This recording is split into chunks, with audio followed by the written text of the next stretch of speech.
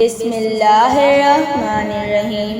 السلام علیکم میرے پیارے ویورز، اگر آپ کو بھی کہانیاں سننا پسند ہے تو ابھی میرے چینل کو سبسکرائب کر لیجئے اور نیچے بیل نوٹیفیکیشن کے بٹن کو بھی پریس کر لیجئے تاکہ ہم آپ کے لیے روز نئی کہانیاں لا سکیں۔ پرستان کے حکمرانوں کو ایک عجیب شوق چڑھا ہوا تھا۔ وہ کسی انسان کو قریب سے دیکھنا چاہتے تھے۔ انہوں نے سن رکھا تھا کہ انسان بڑی سمجھدار اور قابل مخلوق میں سے ہیں۔ بس ملکہ کا دل مچل اٹھا۔ اس نے پرستان کی بڑی بڑی پریوں سے اپنی خواہش کا تذکرہ کیا۔ ایک دو بوڑھی پریوں نے اس کی مخالفت کی۔ ایک بولی، توبہ، انسان کا پرستان میں کیا کام، اس سے بچ کر رہنا چاہیے۔ دوسری بولی، واقعی یہ بڑا سنگ دل ہے، ذرا سے فائدے کے لیے اپنی نسلوں کو تباہ کرنے پر بھی عمدہ ہو جاتے ہیں۔ بہتر ہوگا ملکہ عالیہ دنیا میں جا کر انسانوں کو دیکھنے کا شوق پورا کر لیں۔ ملکہ ایک طرف شوق کے ہاتھوں مجبور تھیں تو دوسری جانب اقتدار کی ذمہ داریوں کے باعث لمبے عرصے تک انسانوں کی دنیا میں رہنے سے قاصر تھیں۔ چنانچہ اس نے جنات اور دیو حضرات سے طویل مشورہ کرنا شروع کر دیا۔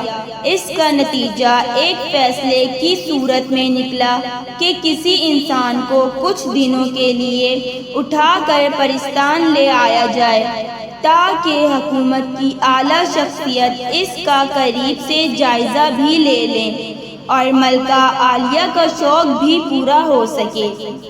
بابا چرمر عمر کے اس حصے میں تھا جب ہر کوئی اللہ اللہ کرنے لگتا ہے، لیکن بابا چرمر کا معاملہ ذرا مختلف تھا۔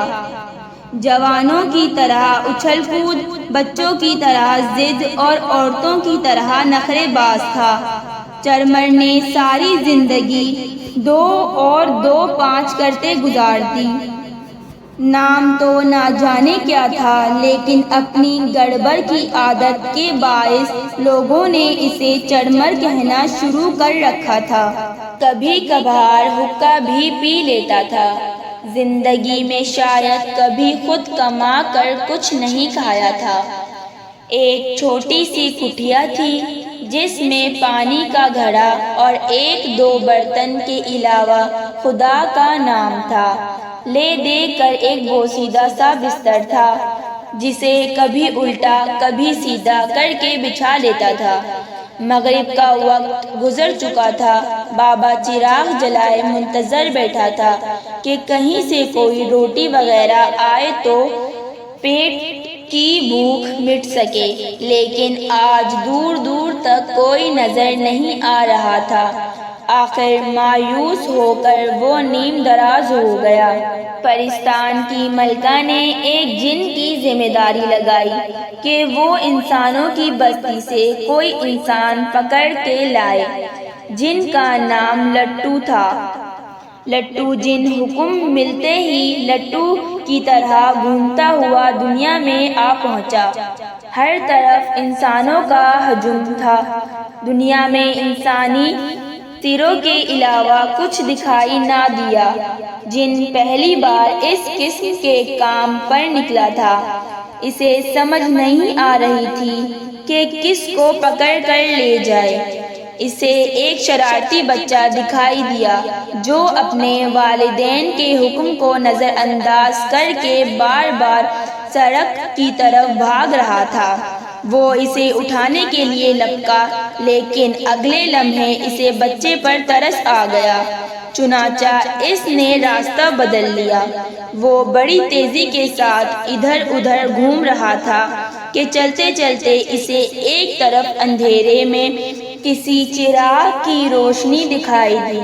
ہو سکتا ہے یہاں میرا کام بن جائے۔ اسی خیال سے وہ تیزی سے روشنی کی جانب لپکا۔ وہ مطلوبہ مقام پر پہنچا تو یہاں بابا چرمر اپنے آپ سے بیزار پڑا تھا۔ آج کسی نے اسے روٹی پانی کا نہیں پوچھا تھا۔ بس اسی تنہائی میں اسے ایک نوجوان اپنی جانب آتا دکھائی دیا۔ شکر ہے کوئی تو آیا۔ بیٹا آج کھانے کو کیا لائے ہو؟ اس نے آنے والے سے دریافت کیا۔ وہ ابھی اتنا بول پایا تھا کہ بابا چرمر ناک پھلا کر بولا، پھر تمہارے آنے کا مقصد؟ لٹو جن ایک جوان انسان کے روپ میں تھا، سمجھ گیا کہ بابا بھوک کا ستایا ہوا ہے۔ بابا جی میں آپ کو لینے کے لیے آیا ہوں۔ میں نے دعوت کا اہتمام کیا ہے۔ میری خوشی اسی میں ہے کہ آپ میرے ساتھ چل کر دعوت کا مزہ لیں۔ جن نے ارادہ ظاہر کیا، اندھے کو کیا چاہیے؟ 2 آنکھیں۔ وہ جھٹ پٹ تیار ہو گیا۔ اس نے حقہ ہاتھ میں لیا اور اس کے ساتھ چل دیا۔ لٹو جن نے ایک لمحے کو اس کی آنکھوں کے سامنے اندھیرا سا کر دیا اور اگلے لمحے بابا چرمر پرستان کی سرسبز و شاداب وادی میں کھڑا تھا۔ اس قدر صاف آب و ہوا، ہرا اور تازہ ماحول، اس نے کبھی یہ منظر نہ دیکھا تھا۔ وہ حیران تھا کہ اس قدر اندھیرے سے وہ اس قدر روشن اور پرفریب وادی میں کیسے آ گیا۔ خیر، حسب وعدہ بابا چرمر کو دنیا بھر کی نعمتیں پیش کر دی گئیں۔ چرمر نے کبھی خواب و خیال میں بھی ایسا لذت امیز کھانوں کے بارے میں نہ سوچا تھا۔ اس نے یوں ڈٹ کر کھایا کہ عمر بھر کی بھوک مٹ جائے۔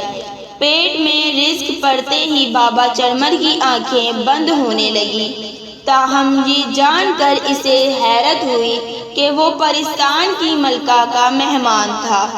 لٹو جن نے اسے پرستان لانے کے مقصد سے بھی آگاہ کر دیا تھا۔ بابا چرمر کو پرستان آئے 10-15 دن سے زیادہ عرصہ ہو گیا تھا۔ کئی جن اور پریاں اس کی خدمت پر مامور تھے۔ ملکہ نے ابھی دیدار نہیں کروایا تھا۔ وہ بڑی خاموشی سے انسان کا مشاہدہ کرنے میں لگی تھی۔ بابا بھی عیش و عشرت دیکھ کر پھیل گیا تھا۔ حد تو یہ ہوئی کہ چرمر کو پرستان کی تازہ سرسبز فضا نقصان دے رہی تھی۔ چنانچہ 2 دہائی سوچ جنات کی مدد سے بابا جی کے لیے دھوئیں چھوڑنے والے آلات لائے گئے۔ 2 جن تو پوری فیکٹری اٹھا لائے، جس کی چمنی سے نکلنے والے دھوئیں نے پرستان کی فضا کو بھی آلودہ کر دیا۔ سینکڑوں موٹر سائیکلیں، موٹر کاریں لا کر رکھ دی گئی، جن کے سلنسروں سے ہر وقت دھواں نکلتا رہتا تھا۔ دنیا سے آلودہ ترین پانی منگوا کر بابا جی کو پلایا گیا۔ تب جا کر انسان کو پرستان راس آیا۔ آلودہ اور سلفر کاربن اور سیسے کے آکسائڈ میں سانس لینے سے بابا چرمر فریش ہو گیا۔ اسے دنیا کی لذتیں پرستان میں مصر آ گئی تھیں۔ کئی پریوں کی یہ ذمہ داری ٹھہری کہ وہ شور مچا کر شور کی آلودگی پیدا کریں تاکہ بابا جی اعصاب بھی تازہ دم رہیں۔ دوسری جانب بابا چرمر نے حقہ پی پی کر سارے ماحول کا بیڑا غرق کر رکھا تھا، لیکن وہ مزے میں تھا۔ اب پرستان اس کے لیے دنیا تھی۔ آج صبح سے بابا چرمر تنہا بیٹھا تھا۔ حقہ کب تک چلتا؟ وہ بھی ٹھنڈا پڑا تھا۔ کوئی جن، کوئی پری اس کے پاس نہ آیا تھا۔ وہ حیران تھا کہ سارے کہاں چلے گئے۔ ادھر بھوک کے باعث اس کے پیٹ میں چوہے دوڑ رہے تھے۔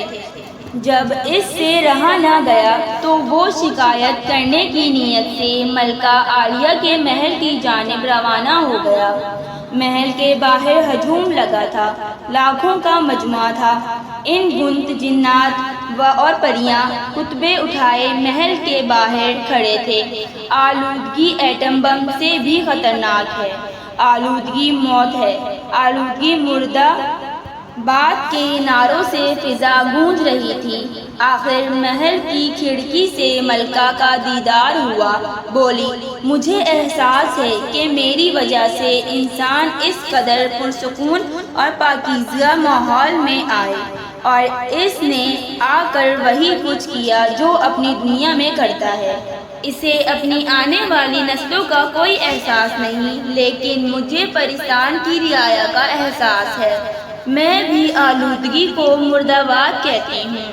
پھر ایک لمحہ گزرتے بابا چرمن اپنی وہی جھوپڑی میں پہنچ گیا۔ پرستان کی ملکہ نے کہا، اچھا ہو کہ انسان اپنی دنیا میں ہی رہے۔